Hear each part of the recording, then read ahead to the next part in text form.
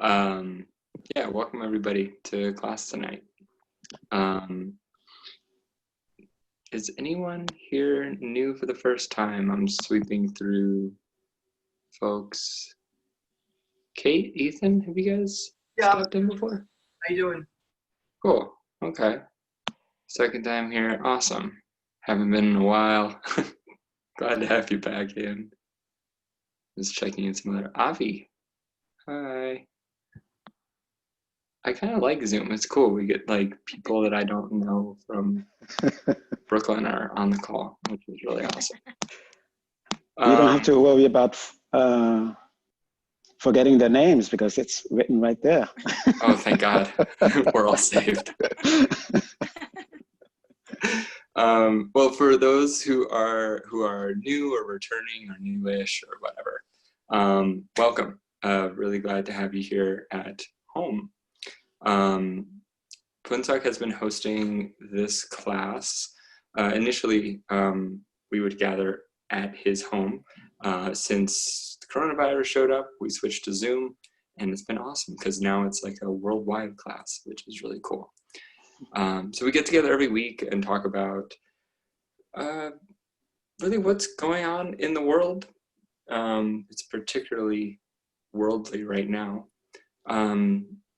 And Phuntsok's able to lend a perspective from a Tibetan Buddhist understanding of the world and the goings on. He was a monk for quite some time and has just a wealth of knowledge and wisdom that it's really a privilege to be able to have access to so regularly. So I'm going to give this introduction. I might invite Nizam to say a few things because he wrote up the topic for this evening as well. After that, Phuntsok will lead us through a meditation. He'll give some commentary and lecture on the teaching for the evening. If we have some time, we'll open up to questions or something of that sort, and then we'll close with another meditation and dedication. That's the general structure for the evening. So I want to invite Nizam. Is there anything you wanted to share specifically about what we're diving into this evening? Hey, thanks, Emmett. I guess I could say that where the question kind of came out of inside of me, which is a growing connection with the pieces of me that I have often fought against, and seeing that more and more those pieces aren't enemies or kind of even necessarily obstacles, but actually pieces that have served me in some deep way, and that there may be a misconception or a misunderstanding of them, and that they can actually be used in a beneficial way. And one of those things, it came up a couple of sessions ago with Phuntsok. He seemed to be talking a lot about identification, and just realizing that that's something that I have often seen as, an obstacle along the path. And so really curious about the way we can make friends with it, use it, work with it, even help us accelerate our understanding of self and the universe. And that's where that came from. Yeah. Awesome.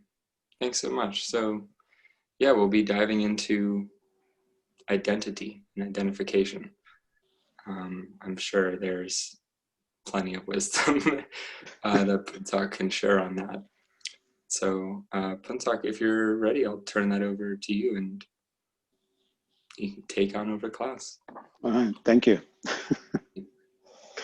Yes, right. Thank you for managing the buttons that has to be pressed every once in a while. Thank you. And thank you, Nizam, for the topic. And very interestingly enough, exactly what's going on around right now is such a fit topic for that. And I would say, I would give the Buddhist perspective on how identity is at the core of what's going on. Okay. And it's both a power, and at the same time, you can say it is, unfortunately, a means for our own misery and destruction. Okay. And it's because it is such a powerful thing. That's why it can be both something for experiencing of bliss, and also at the same time can also be used to experience the most kind of misery that a being can ever experience. It's at the core of either one of those directions. Okay. So we want to lead a meditation. I don't really want to lead the meditation. I just want to have us have a 15 minutes or so. Let me get the timer ready. 15 minutes meditation where you just guide yourself into meditation, go as deeply as you can. And the only guidance I would like to give is to just have somewhere in the back of your mind the truth of our connection, the truth of how we are connected.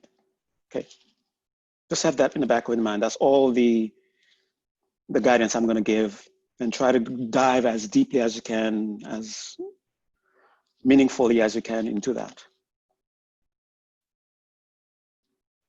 Okay, where's my timer thing? Okay.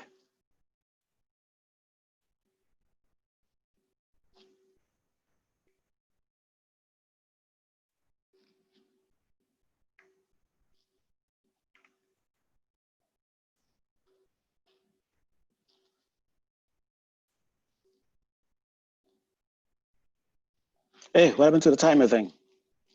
They changed it. It used to be so easy to, I guess I'm not going to use the timer. I don't have time to figure it out now. The inside timer I used to use. I'll just have to use your intuition. Know when the time is past. Okay. All right.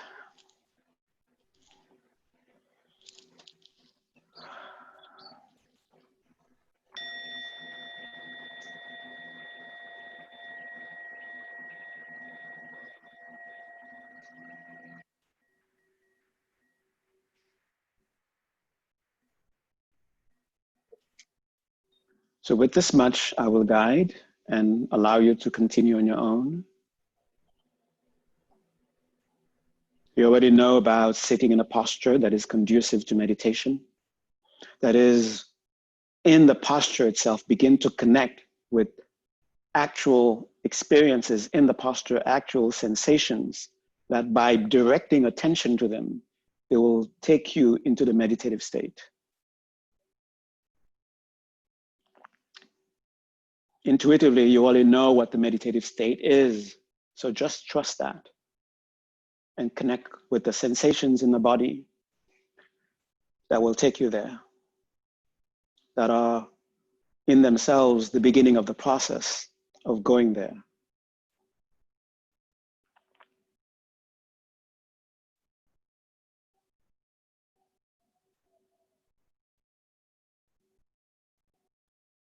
And once you have that sense, that measure of confidence in the posture, in the body, feeling the breath also cooperating, and in some measure, even now, the mind is already beginning to cooperate also. So direct attention to that. Even if there is 99% chaos in the mind, look at that 1% that is cooperating. Direct attention to that. Give energy to that. Allow the intelligence in the body to guide you. If you need to make adjustments, allow that intelligence to guide you. Because of your particular mind, your particular body, your particular history, that intelligence in the body knows best what is most fitting for you as a posture for meditation. Listen to it. And even now, begin to feel almost in an energetic way. I don't know how else to put it, but it's some kind of actual palpable sensation that is not exclusive of physical sensation, but also inclusive of it, but it's not entirely it, that gives you a sense that a new experience is dawning. Trust that. Stay with it.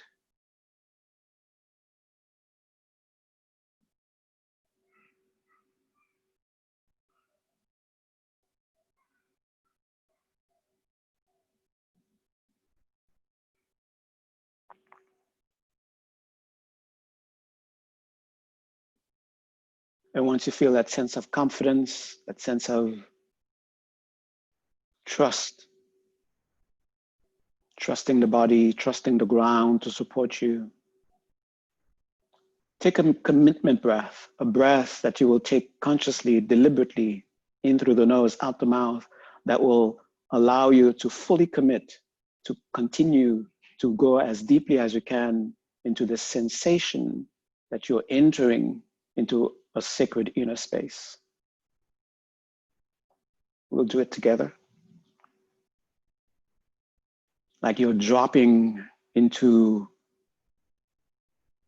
truth. So be ready intentionally, be ready in your motivation.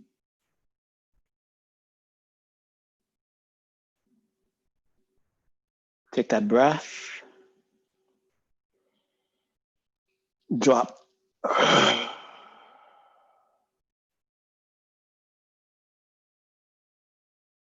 Listen to what's arising. Be sensitive to what's arising. Stay with it. Stay with it.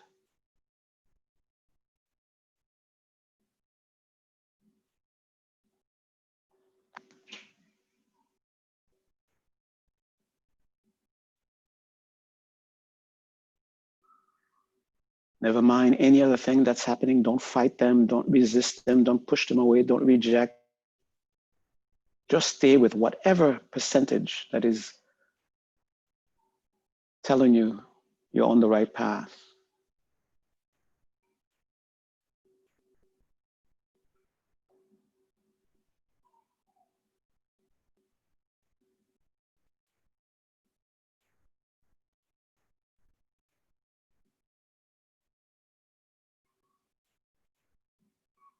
Rejoice at the ever-enhancing signs telling you, showing you, you are approaching, you're going deeper.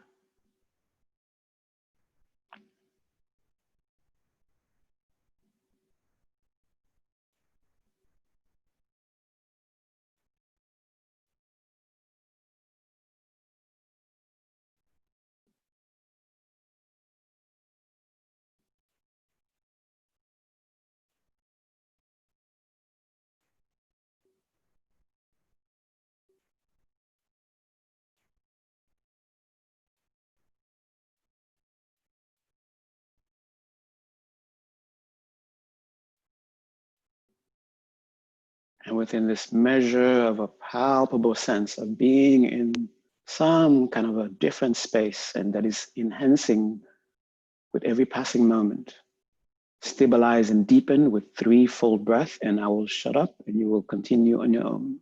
Just think of reaching that truth that we are connected. Not make it up, but reach the truth of it.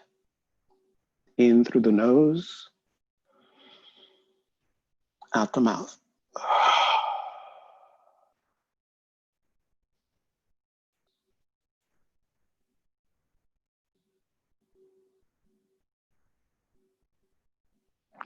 And whenever the breath wants to return, that's when you take the next 2 inhalations.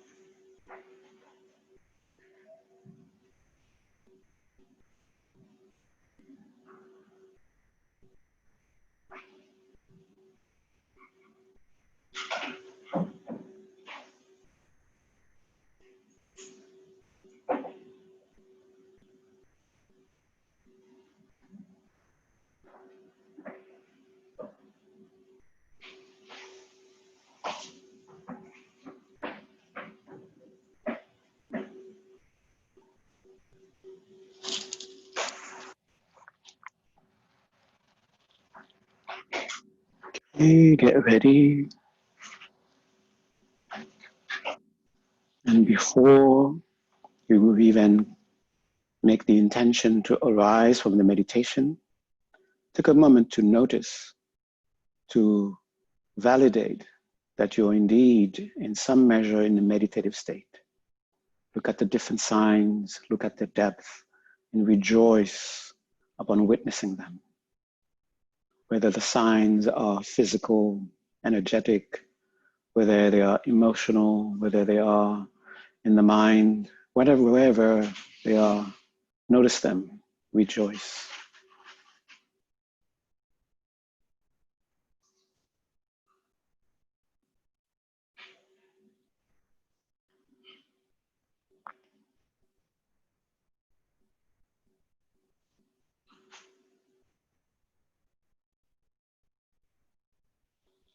And remember why you are gathered here tonight.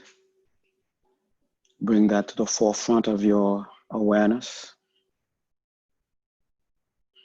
and allow that to guide you through this evening so that you can make the best use of it.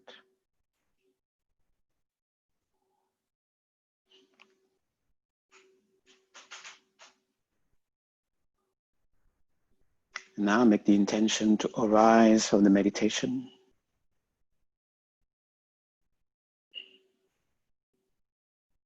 With that measure of joy of witnessing yourself in the meditative state, stay with it and take a deep breath, just like you did going in. Take that deep breath coming out, in through the nose, out the mouth. And gently reconnect with your surroundings, your sense of touch, your sense of hearing, and your sense of sight. Okay.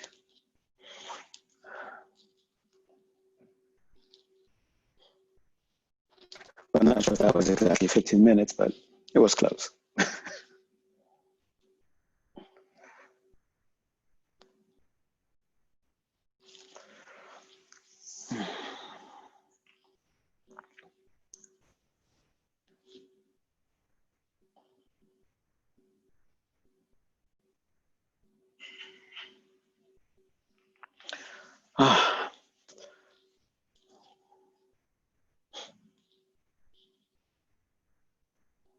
I want to begin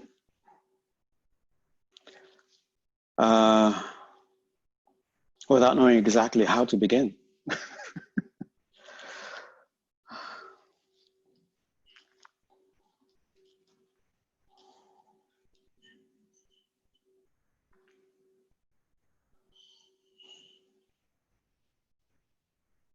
But just have a beginning, just so we can have a beginning. It may not be the perfect beginning, but it is a beginning. This fits the definition that we encounter in Tibetan Buddhism. What is the definition of a reason?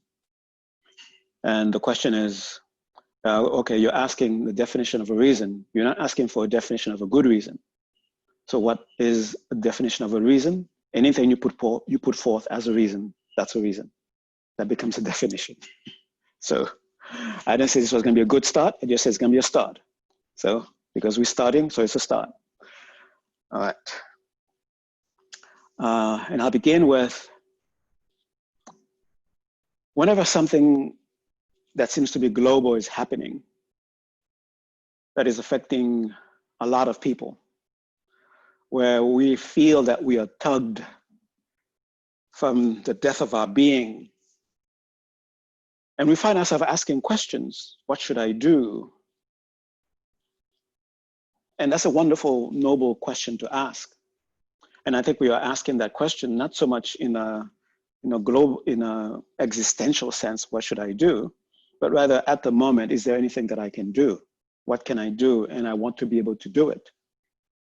And that is a beautiful direction for your intention to go. You're responding to your compassion, compelling you to feel it. You're responding to your sense of concern, and you want it to be honored. But don't forget, this question is asking you, this question that you're asking yourself right now is, what should I do in terms of immediately? It's not asking you, in a sense, necessarily, what should you do with your life in a big sense?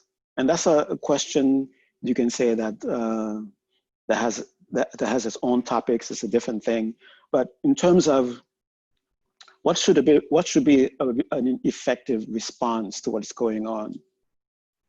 An effective response where it's not just what you might say, putting a Band-Aid on something, but rather taking care of it in a way that if it's a problem, it doesn't come back again.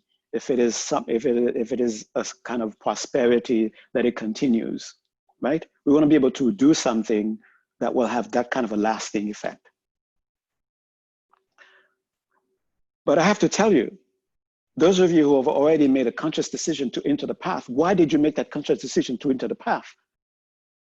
Weren't you responding to something existential? Weren't you responding to something and you say, oh, the path is something that I must be into so I can take care of this situation, so it can be taken care of in a way that is lasting, in a way that is actually responding to the condition. And you don't want to repeat what was done in the past, which were Band-Aid solutions. That's why you enter the path. So whether or not you're questioning whether the path is a proper, if I should continue or not, whether this thing is really effective or not, you're completely forgetting the reason why we entered the path. You enter the path for exactly to respond to the situation that is happening right now. You enter the path for exactly to respond to the conditions that will continue to happen in the future, which might even be worse than this. So don't let yourself be discouraged because it seems to be overwhelming. What would you have done? What would we have done if we were living in the past when the situation were even worse than this?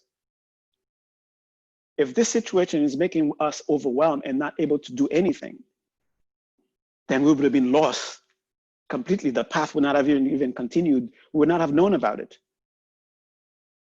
because we would have given up on it. We would not have seen the path as an actual effective response to exactly what is going on. Okay. Staying on the path, connecting to what is true to you, is the most effective response. There's a part of us that wants that response to be more immediate. And because of that, we fall into the trap of the very reason that creates the problems in the first place.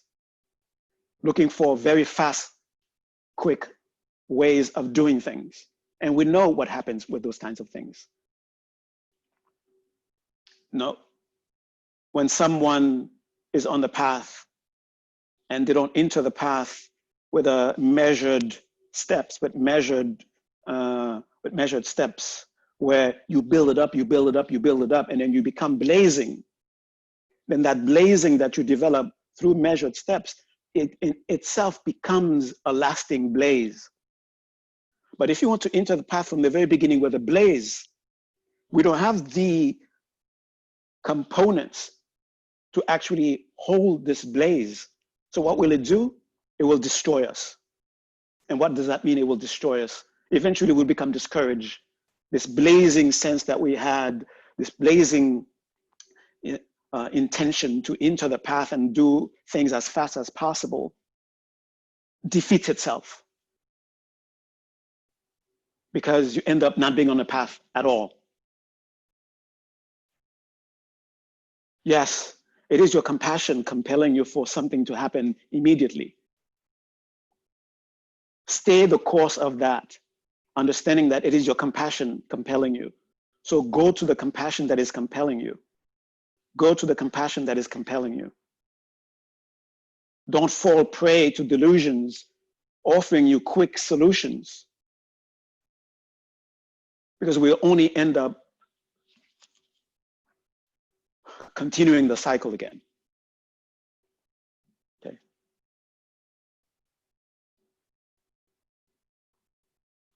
And exactly what is the cycle that we are doing, that we would perpetuate if we do so? And this is something that is pointed at by almost everyone, everyone that we consider to be wise, everyone we consider to be having had some touch, some deep touch with truth. It's something of identity. And it's a beautiful thing when we humans say we are humans and we identify ourselves as humans. That's a beautiful thing. It helps us have a sense of community. It helps us have a sense of being supportive of each other. So that and that itself propels us to, when we identify someone or something as not human, the same kind of feeling that we have for what we identify as with us, identify with, we have a slightly different reaction towards them. When something happens to them, it doesn't touch us. When something happens to a member of the human family, we feel as if it's happening to us.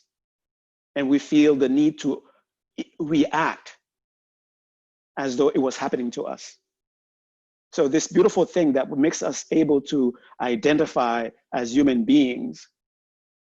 But if we identify as human beings as opposed to others, other sentient beings, the planet, anything that we don't see as part of what we are identifying as human being, then our reaction towards it will be, at best, we will just not bother with it. And at worst, we will see it as something that is harming us.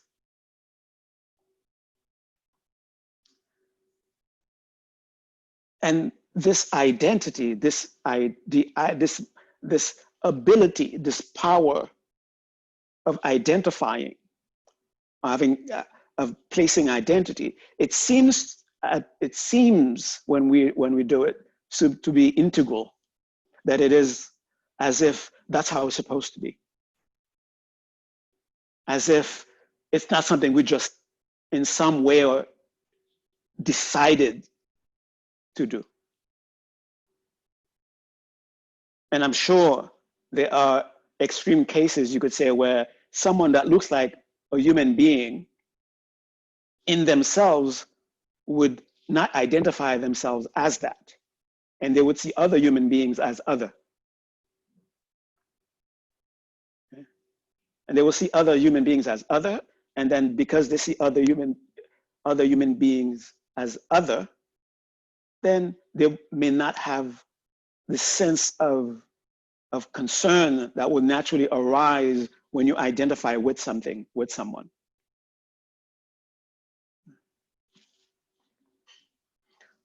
Identity is identity, and the very process that ends up with, now I have an identity. It is a law, if for lack of a better word, of existence. And I'm not making a blatant statement as if I'm preaching some sort of doctrine or anything like that. But I'm just talking about the way things work, the way things are. Okay.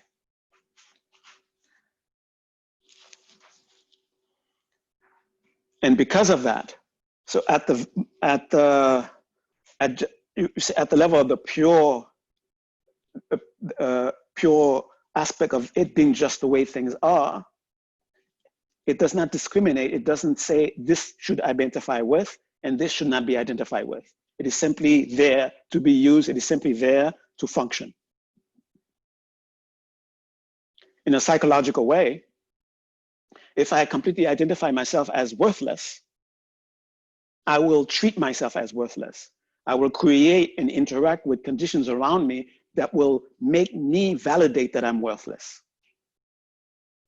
If I identify myself as being worthy of whatever, having worth, then I will pick up clues that will validate the identity. It's not that the world in itself is throwing validation and one validation at you. It's just that we pick up, because the identity that we have assumed through all the proper means of assuming an identity, because we have assumed it, it becomes identity. Then it becomes who you are at that moment. But we are forgetting identifying is really play. It is really, in essence, just putting on costumes. You put on this costume, then you look exactly as what your costume is supposed to make you look like. And you can, and seeing yourself appearing in the costume, then automatically you will respond, you will react according to what you're seeing as your costume.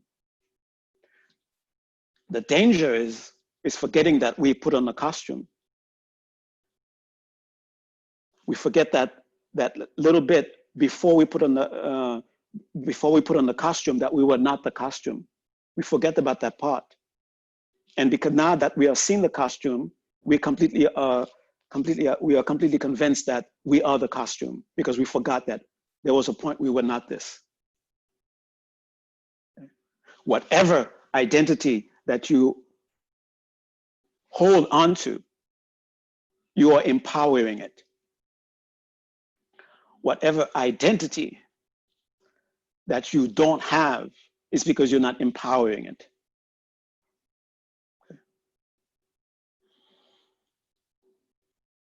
When you notice on the path itself towards enlightenment, it is trying on costumes, but it is a conscious decision of trying on costumes.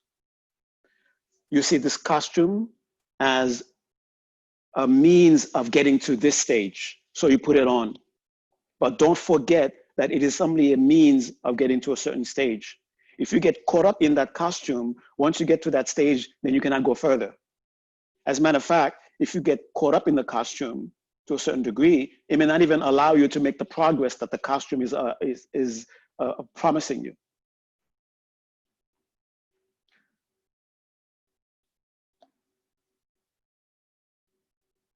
When I was outside a couple of days ago, after I met this gentleman outside, and he came to me with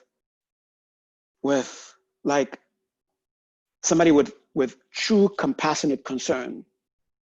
He came to me and told me, I am sorry about what happened. It's almost as if, I don't know, my mother just died, or my sister just died, or some great accident happened to someone I know, and that he knows that I know, and he's feeling genuine remorse and genuine concern for me. Why is that? Because he's not identified with what happened, but he identified me as what happened.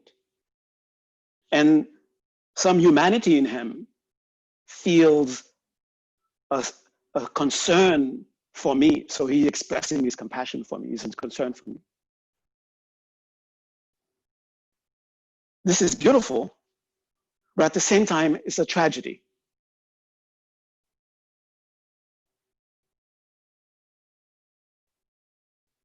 Why doesn't he feel as sorry for himself that this has happened to him? But why does he expect me to feel even more?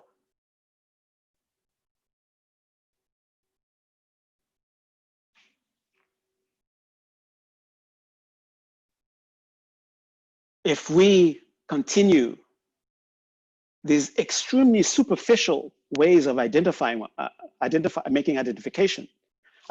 ourselves, we'll be caught up in the exact reality that these superficial identities are supposed to perpetuate.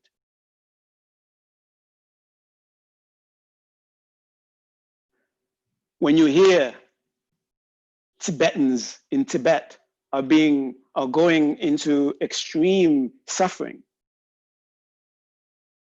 you shouldn't feel bad only if you're a Tibetan. You shouldn't be feeling bad for the Tibetans. You should feel bad as if it happened to you. Something is happening in China, something is happening in Vietnam, wherever it's happening. When you identify with in a different way, rather than the superficial things that,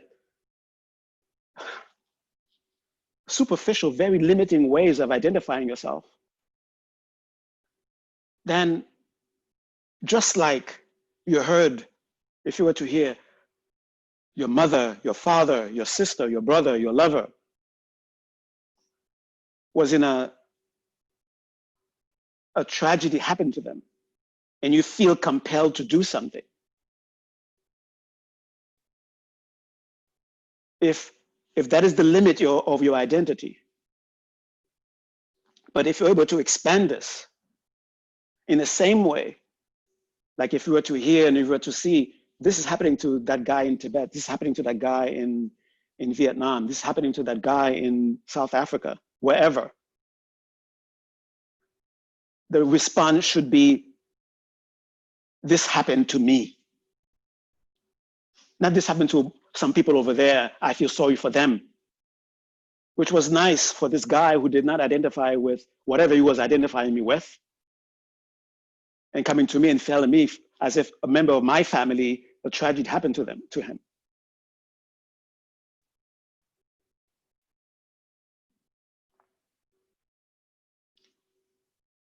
Identity misused, I would have to say. And this is something, and that's why in the earlier teachings, because we misuse identity so much, it is a power. It is giving us reality. It is giving us the reality that we are experiencing. Because it is so powerful to create actual realities, actual experiences. Because we are so accustomed, so habituated to misusing it. In the very beginning, just like you tell a child, stay away from fire, it's not that they're supposed to stay away from fire all entirely, it's because they don't understand it. So it's best for them to stay away from it. But eventually they will learn how to approach fire, how to respect fire, so they can use it in a way that it is not harmful to them or to others. So in the same way, in the beginning, you're told, stop identifying. Not that there's something inherently wrong with identification. Identification is part of existence. You cannot stop identifying entirely. But to consciously identify, I am this, I am that, identify with your profession, identify with your religion, identify with your ethnicity, saying this is who I am. The power of it is when you do that, that becomes you, and that's it. And nothing more. That's the problem of it. But that's the power too. Then you become that. So that only when something happens to someone or something that you identify with as you, then you feel compassion, then you feel compelled that something happened to you.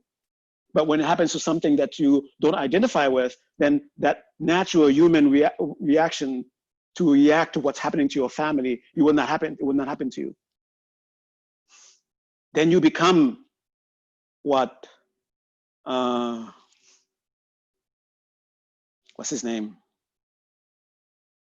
I keep forgetting his name. His name was in my mind. Anyway, I forgot his name. He said, then those people who are not identifying with the entire human family, that this is my family, then it puts you in danger of becoming immoral. Okay. Now, back to in the beginning of the path, as a precaution, you're asked to, A, don't use that power. You're not ready for it yet, identification. Okay, stop, don't use it, don't use it. You don't know how to use it. But eventually, as you learn, as you begin to understand that identification is very fluid, that's its beauty, and also that's its curse almost. Fluid in the sense that where one day you identify with this person, where what happens to that person, you feel it as it's happening to you, and you're compelled to, and then you allow your compassion to guide you in how you're relating with that person. You allow your love to connect you to the reality of your love, your connection to be there with you. But because of the fluidity of it, in the instant that you shift your perspective, that very same person, you could say the day before, I would die for, now becomes a person that you wouldn't mind yourself killing. That's the danger of not making use of this power. Today, you may identify with, I'm not someone who will ever do such and such. And it's good, but you're forgetting the fluidity of identity. That it feels to be imposed upon you because of what you are perceiving, and not understanding that what you are perceiving is also something fluid. Then you think you're seeing something, you think that is what you're seeing is the truth, then you flip, then you become the actual person who would do the very thing that you swore that you would never do.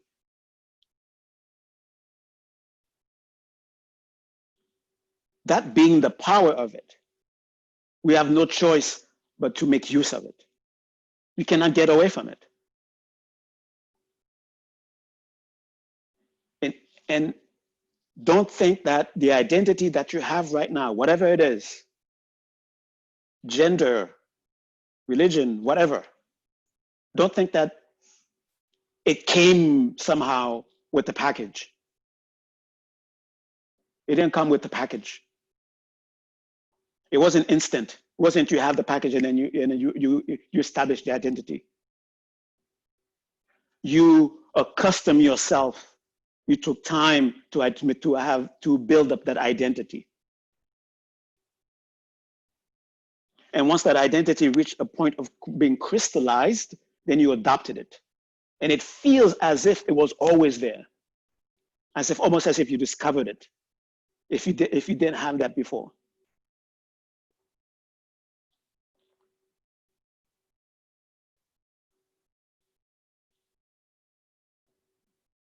So in the beginning, stay away from it. It's too powerful. In the middle, begin to acquaint yourself with it, understanding the fluidity of it. Then eventually, when you're more advanced, then you start to actually play with it. Understanding the principles behind it, the principles of what appears to be direct perception. What appears to be direct perception. Okay? Why do I say appears to be direct perception? Because even that is flexible. If I am directly perceiving something, I'm going to automatically draw a conclusion. I'm going to automatically have tendencies and intentions that may not act upon, but that will be there ready to make me act. Okay. But if I allow myself in the same way that I'm directly perceiving, but to understand that direct perception is flexible. Not that because it's flexible that it is an absolute illusion in a sense of it doesn't exist at all. What you're witnessing, what you're perceiving is the very mechanism of existence itself. That's what you're perceiving. What the mechanism that allows for anything that exists to exist.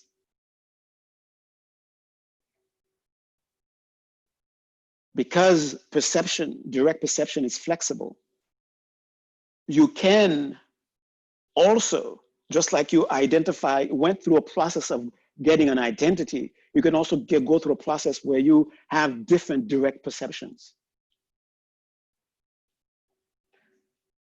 And it seems like direct perception has to be, it is there and now I am actually seeing it. And I'm not saying also in a sense of you imagine it, therefore it is there. That's not what I'm saying either. But there's a link that those two have with each other, direct perception and imagination. That direct perception can create certain imaginations, and in the same way, certain imaginations can create certain direct perceptions.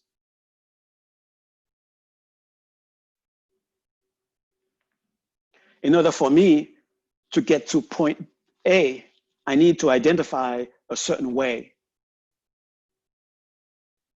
So I go through the process of making myself directly perceive certain things that will make that adopting that identity as fluid, as spontaneous as the identity that I have right now, that I find myself even sometimes struggling with, because it seems to be imposing itself on me.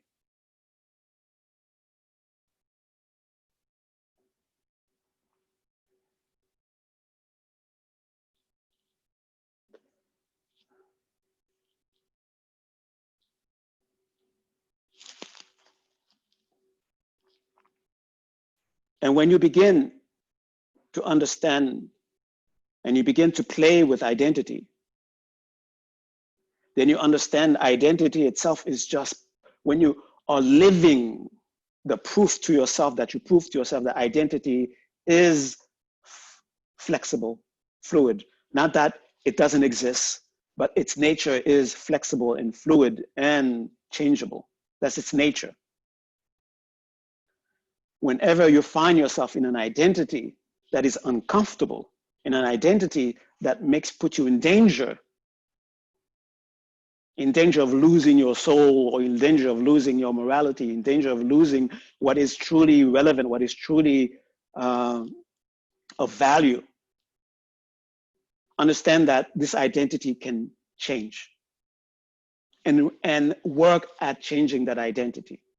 When you find yourself powerless, don't identify with it. This is just an identity. Begin to look for clues, direct clues that proves to yourself that you're not powerless, that you're not limited. As a matter of fact, what you have right now, even this sense of being limited, this identity of being powerless, is due to your unlimited ability. You are so powerful, so powerful, that you can make yourself appear to yourself to be not having any power. That's how powerful you are. You are so powerful, so mighty, that even the truth of, if you strip all this identity away, and what you will end up is this incredible, compared to the experience that you have now, something very clear, something very vast, something very blissful. Even though that may be the underlying thing that is supporting everything. You are so powerful, you can make yourself not experience your true nature and believe the false nature that you're experiencing is your true nature. That's how powerful you are. That's the power of identity. That, let's say, even if it is just an hypothesis, let's take the hypothesis to be somewhat true. Let's buy into it for a little bit. Your true nature is clear, bliss, luminous, free. And yet, because of that freedom part of it, you can make yourself limited, miserable, chained, and deluded. And when you, because you're so powerful, when you make that happen, that's what is. You are miserable, you're deluded, you're limited, and you're chained. But when you understand these conditions are conditions that we simply use the power of identification to make ourselves appear to be that way, then use that same mechanism. Because right now, if I were to tell you, I just told you, and I heard myself, fundamentally, you have no limits. Fundamentally, there is no misery connected to you whatsoever. Fundamentally, you're extremely, very free, so you're not stuck anywhere. But I cannot immediately make use of that and make myself unlimited, make myself free, make myself blissful. I cannot. Why? Because of the power of identification. I have taken the power of identification, and this is where I have placed it. And I have to unhook this identification mechanism from this into something else. And the way I have to eventually arrive at no longer identifying with this limited way of being is a gradual process where I see myself slowly, oh, look at that. This is not something that I'm stuck with. This part of the identity, that's not something I'm stuck with. It's like, in a very practical way, there's this, I forgot, I think he's Singaporean, I'm not sure where he's from, but he's around 70 something years old. And now, at the age of 70, he's now a model. And that was not his life before at all, nothing close to that. He's now a fashion model. He's a bodybuilder. He's in the fashion world. And it was simply a process of now taking identity from whatever it was before and putting that identity on something else. And now that's what he is. Okay. And you've been doing this all your life, shifting identity. You thought you were that thing once and you did something and no longer identify with that. But the thing is, we go into this amnesia, we forget that this identity, we adopted it. We went through a process that made this identity real.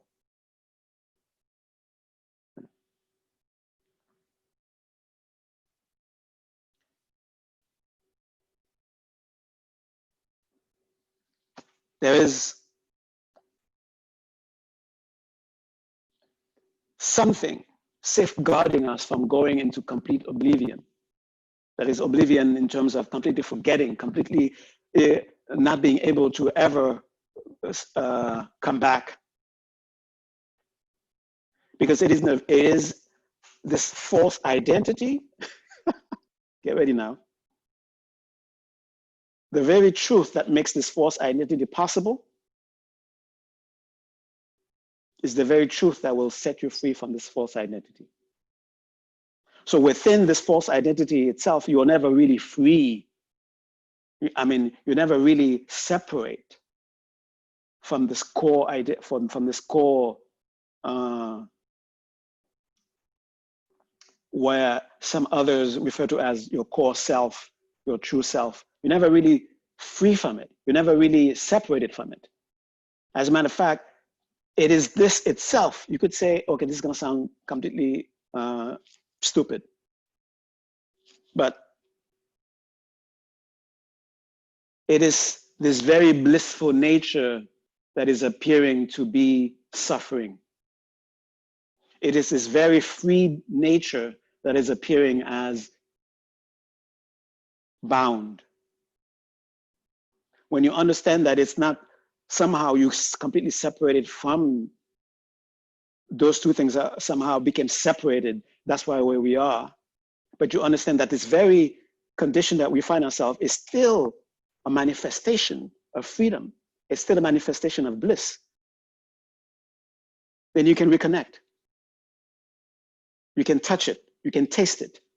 That's what allows you to be able to taste it. That's what allows you in certain meditation sessions to somehow either accidentally somehow have a taste of that. And that gives us the confidence, the conviction that, I don't have to buy into this identity, this limiting identity, because I've tasted something within the stream of all this that is completely the opposite of this identity of being limited.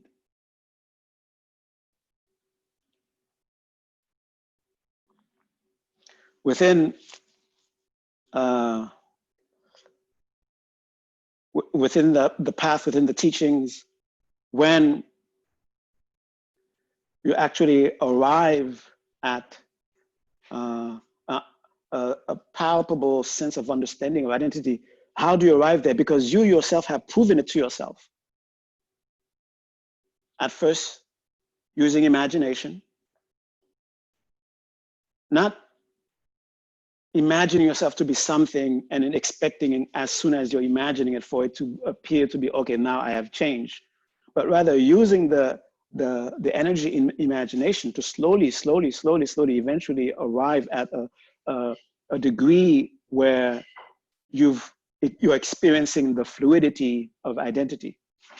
That is the direct experience that you need to build up. And once you build this up and then you have this conviction of the fluidity of identity, then you can start to really play with it. And that's what is referred to as the highest teaching within Tibetan Buddhism, the Vajrayana path. That's exactly what it's playing on.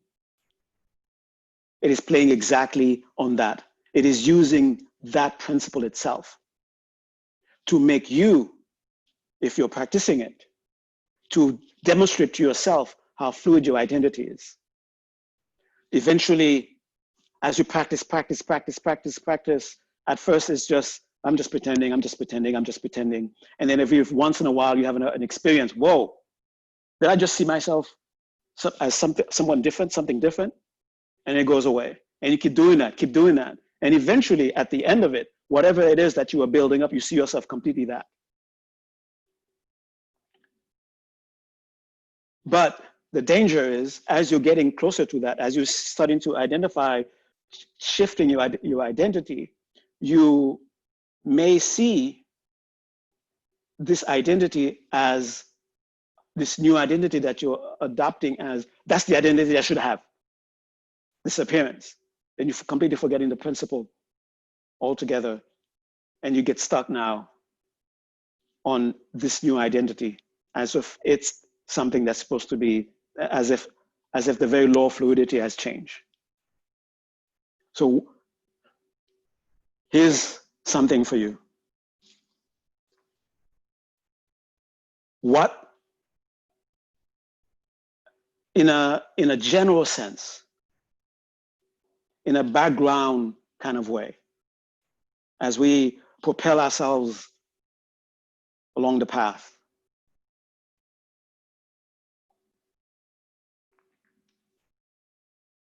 when we find ourselves not able to stop the habitual pattern tendency to identify with very limiting things. And it happens exactly when we feel that whatever is going on, that's me, that's it, and then we react towards it. So especially at those times, here is something to direct identity on. Direct identity on, I am freedom. I am freedom itself. Begin that kind of exercise. Okay. So that as you go on the journey of transforming your identity, you don't get stuck with the new identity that you develop just as a way to get away from that.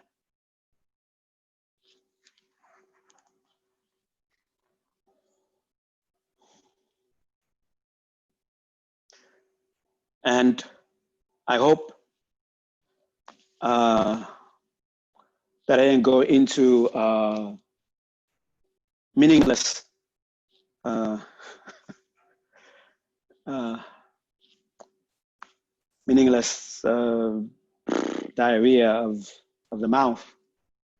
That what I say, what I just said, is not just something that strikes the mind as, oh, that's a nice theory. That's a nice piece of abstract thing.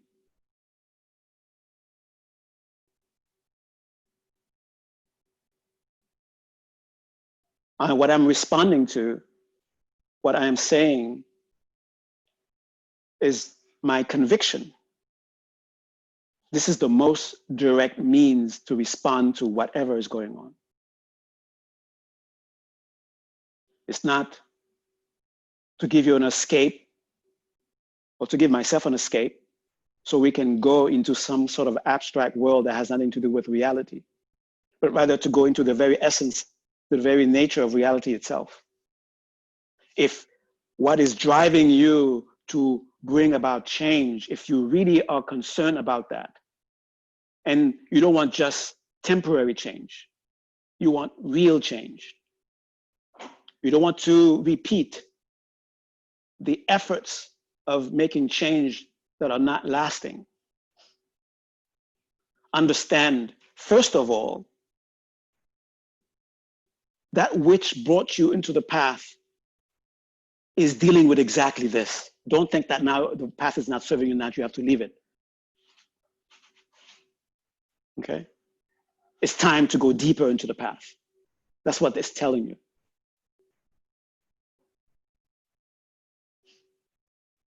And what seems now to be just theoretical, what seems to be now to be abstract, must be as much of a concrete way of handling any situation as when you're hungry, you go out to get food.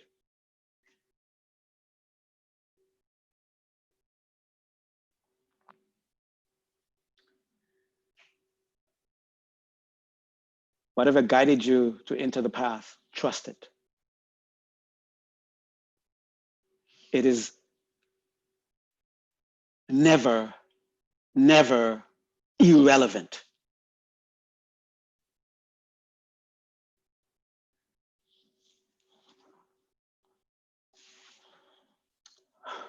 All right, I think I don't know if there's anything that you would have liked to address that I didn't quite address. Maybe now we can ask questions.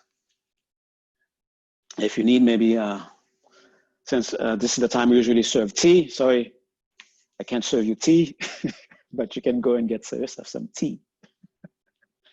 Don't go make it, okay? It's too late for that. Okay, any questions? Anyone? Anything you want to share? And if Emmett, if there are any things in the chat, maybe you can point them out or something. Okay, thank you.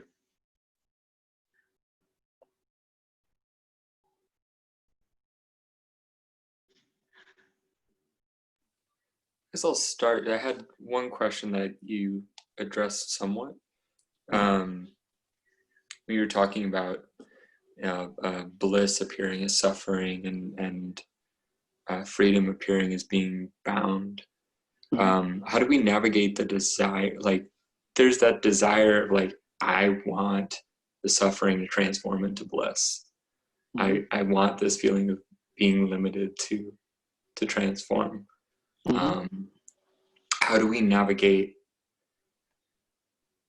the awareness of like how we're able to just bypass the situation with that desire taking us like out of it, from actually engaging with what's in front of us and engaging in the path of the transformation.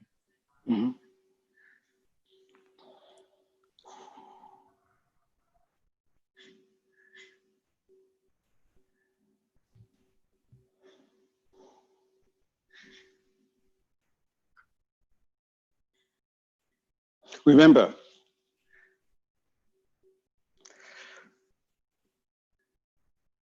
when I mentioned bliss, I said, for the sake of the conventional, for the sake of what the experience that we've had, we label it bliss.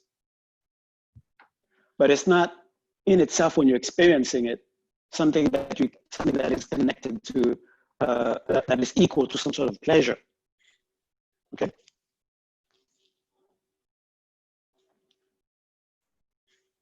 It's not to say that in suffering there is pleasure. Okay. It's not to say that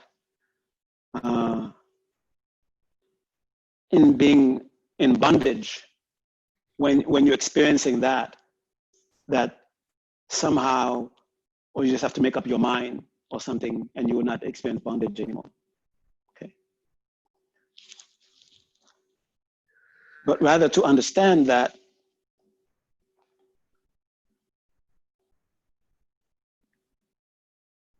I will answer it with an experience that a lot of you experience when you're meditating. When you're meditating, there are times when, as you're meditating, your distracting mind becomes annoying, and you try to do all the things that you were told to do, all the things that you know you're supposed to do to address the distraction that the mind is doing within, right? And this is here, we're going to put together the principle of identity and all the things that we're talking about. Identity also comes here. Instead of, and this is answering the question about freedom and bondage, bliss and suffering. Okay. Instead of looking at the things that are coming up, the distractions, identifying them as intruders, and having the immediate, because we identify them as intruders, then the immediate response to that's an intruder, then you must chase it out. Then we spend energy in trying to chase it out. But if you take a step back and say, oh, look at mind, look what it can do. Wow, it can do these things. It can create sounds inside my head that's not happening outside. It can create images that my eyes are not seeing. Look what it can do. So in a way, you're directly perceiving the power of your mind. If that's what you identify the experience as, then the response to, I better beat this thing up, I better chase it out, this is an invader, that will not be your response. The response will be, I am seeing the power of my mind. I am seeing the power of my mind. You can even have the attitude of a mother, of a parent, looking at their children playing. Look at the game they're playing. Isn't that cute? Isn't that cute? They're playing those kinds of games. My child is playing that, is doing that. So the response, the way you're relating, the way the child will respond to you becomes different. If you say, hey, stop making that. Why are you doing those things? But if you engage the mind that way, then you're allowing the mind to show you its power. Now, and I said that bondage and freedom are the same. I mean, not the same thing, but they arise from the nature. Bondage, as you experience yourself, in bondage, that is whatever situation you find yourself stuck in. Understand that, oh wow, look what I created for myself. I've created a condition where I'm actually believing myself to be in bondage, and look at this, I'm experiencing being in bondage. And what gave me the power to do that? That's the freedom. That I'm so powerful that not even the Buddhas, not even the Enlightenment, not even the most powerful being could have stopped me from doing this thing. And here I am doing it and experiencing it and identify with it and being it. And as far as bliss and misery are concerned. You have to be very careful with this one. So it's kind of easier to get your mind into that and then be able to play with it, the bondage and freedom stuff. But that is not for you to looking at misery and telling yourself, that is tricking yourself to say, oh no, it's not misery, it's really bliss. It's not misery, it's really bliss. It's not misery, it's really bliss. Okay? That is not what that is not what you're supposed to be doing. But rather to understand that in that same freedom that you have to eventually experience your identity, your nature as bliss, in that same freedom, you're experiencing your identity as misery. Remember, when you put your identity on something, it becomes that for you. Okay? That's one level of understanding it. Another level of understanding it is through the power of meditation. As the misery is present, you do not identify with it. You do not tell yourself it is not there, because it is there, but extract the power of identifying with it from it, where it becomes you just, oh, look over there, there is misery. Okay? Wherever the there is in my body, there is in my mind. Okay? Extract, identify the process of identification from it. And when you're able to do that, extract identification from it, and you're able to see it, you're able to be with it, even though it doesn't stop being misery, you will eventually, this is through meditation now, eventually see underlying this, almost like the atoms that is making up this appearance of misery, the atoms of bliss. Okay? That's with the misery and the bliss. Okay? It's not to imagine something that is miserable, imagining it, forcing it, throwing onto it. No, it's bliss. No. It is miserable. It is misery. Because we've done we've gone through all the proper thing that needs to be done for it to be experienced as misery. That's why it's misery. But you're not stuck with it because identification is fluid. Okay. I hope I addressed the question. Yeah, thank you. Okay.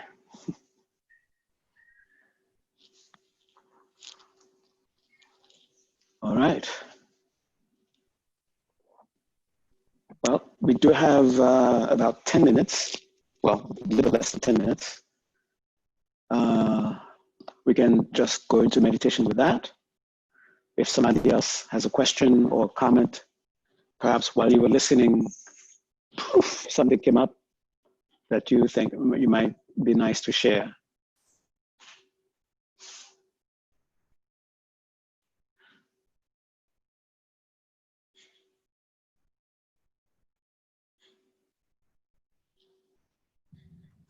Hi, Phuntsok. Hey, how are you? I'm okay. I wanted to say the costume metaphor really landed for me. I was curious if that was the same for anyone else, but it's like, whoa, yeah, that's it. I feel like my whole life I would pull cards of identity, like I'm a Canadian, I'm a Floridian, I lived in Spain, I'm Swedish, I'm Italian American, I'm white, I'm an immigrant, first generation, like whatever I could use to help connect with someone, I would pull that card. Mm-hmm. And then when I'm tan, I fit in all of Latin America, like chameleon, you know? And I'm so grateful for that, to be able to be a chameleon. So seeing identity as this costume, yeah, I think it's hard since we all have eyes and we're visual, and maybe other people don't feel like that, and that's what's hard right now. But I think we shouldn't have a box to check what identity we are. We Yeah. need to stop that. That's a very, Mhm. it's not inclusive. Yeah. Yeah. And at some point there won't be 5 different races. We'll all be looking the same. Yeah. Beautiful no matter what, but it's like, Mm. it, it just goes to show, like you said, it's fluid. Like, that's that. Mhm. Thank you. Perhaps that might be a good thing to ask people to share their experience of the fluidity of identity. That will help us have a kind of a direct perception. It is fluid. It's not just something I made up or imagined because it happened to me, but I'm witnessing others having similar experiences. You're about to say something? I just noticed there was a question in the chat. If you do Okay. want to take the time to address that as well. Okay, go ahead. There's a couple of things landing in the chat now. Check it out. Dion noting like it really landed for her to say that identity is freedom. Mhm. And I like that practice as well. And Letitia had a question. Even if you experience freedom and fluidity regarding your identity, how do you engage and cope with people or within a society that gives you poor treatment because of your skin color, gender, or else? Meaning when the rigid identity comes from the outside instead of the inside. Mm-hmm. Well, of course, when you're being directly treated in a certain way, you have to respond. And this is where we put each other in danger of calcifying the identities that we are being forced to adopt. No matter what identities are being thrown at you, do not adopt them. Do not make them your own. Okay? Whatever is happening to you, however you are being forced to identify, it's not that it's not the reverse kind of thing where you refuse to accept your appearance and try to deny it. It is an appearance, but it's not an identity. Okay. Don't do it to yourself, and definitely it appears that you're being forced from the outside to do so. Don't let that happen either.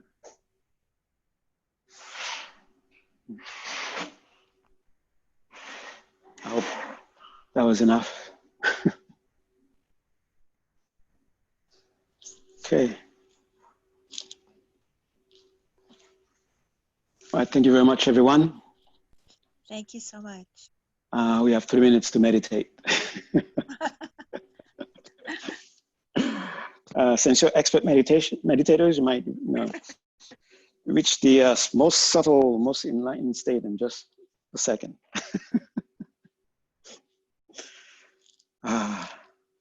I would like to end the meditation the way we've been sort of ending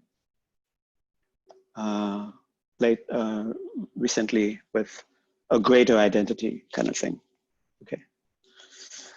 Remember, it's still just a costume, but it's just nicer looking costume. Okay. All right. So have a communication with your body, with your mind, with all the components that appears to make you up, that you're in touch with, that you're gonna go into meditation. You're gonna allow yourself to approach ever closer to your foundation, to your to that which is truly constantly present.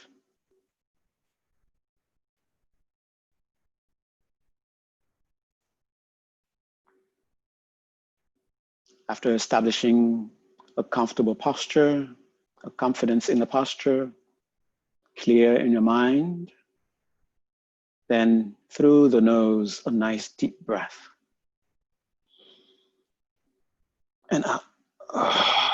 Let yourself go, let yourself go, let yourself go, let yourself go. Feel that letting go in the body, enjoy it, rejoice in it. Feel that letting go in the breath, enjoy it, rejoice in it. Feel the letting go in the mind, let go, rejoice in it. Stay in that momentum of letting go, letting go, letting go. What are we letting go into? We are letting go into that true freedom.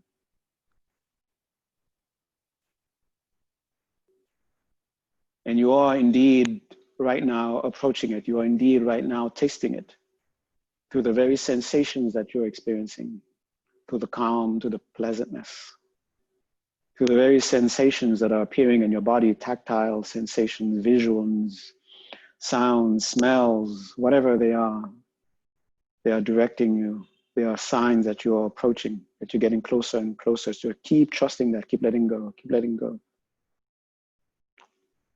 And there is something in relaxing that takes you closer and closer, even faster. So whenever you can, relax, relax. And in whatever ways that you can imagine, or you can not just imagine, but sense the presence of everyone who is here tonight. And just think that thought already that we are touching each other, connecting with each other, acknowledging our connection.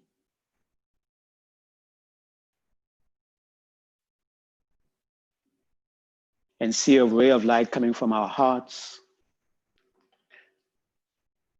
going towards each other, connecting towards each other, connecting each other.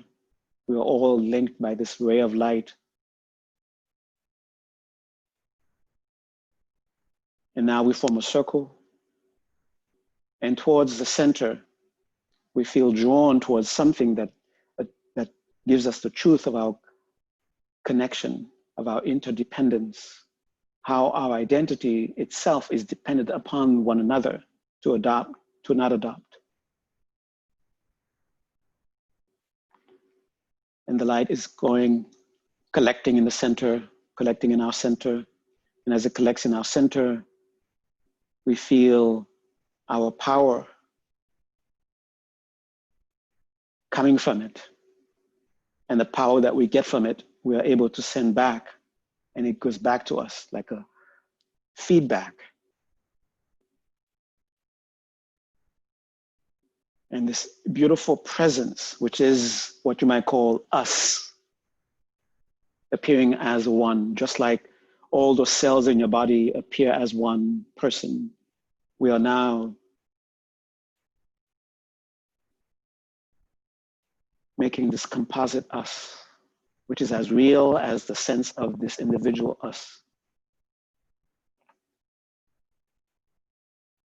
And as this composite us, we feel the power of us, the power in us being, recognizing that.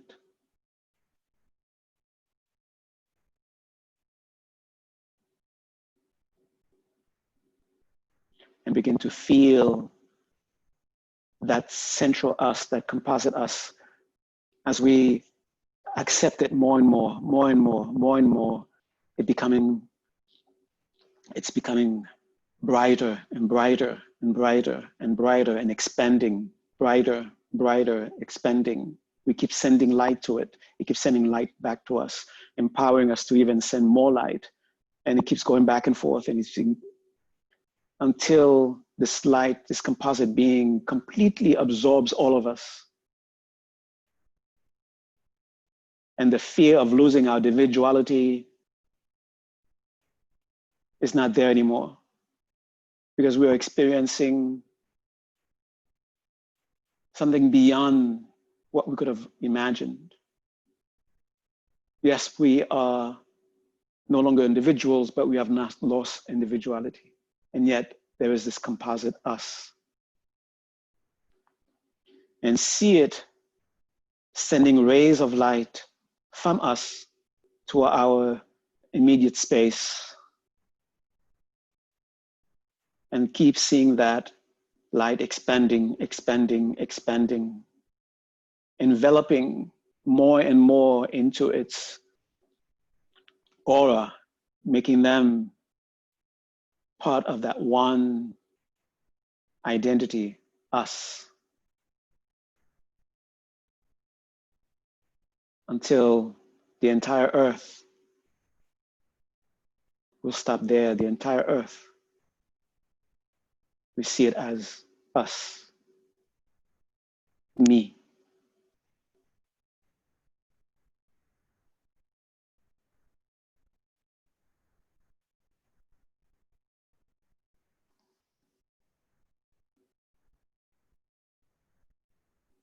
And if there's someone you know who is in need of the power that is generated by us, send light to that person so that person may have the strength that they need, the clarity that they need, the sense of resolution that they need.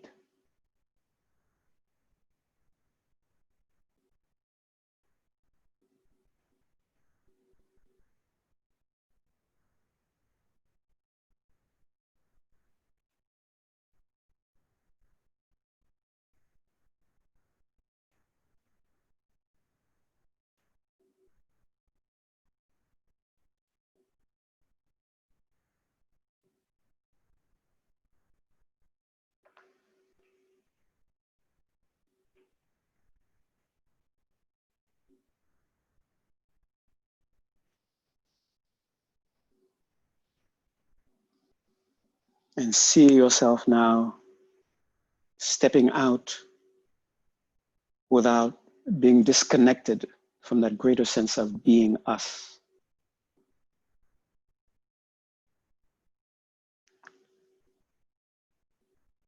And have the engage the world with that greater sense of being. Dewa di kyo kun, sonam yeshe zozo shing, sonam yeshe lechung wei, damba kunyi to par sho.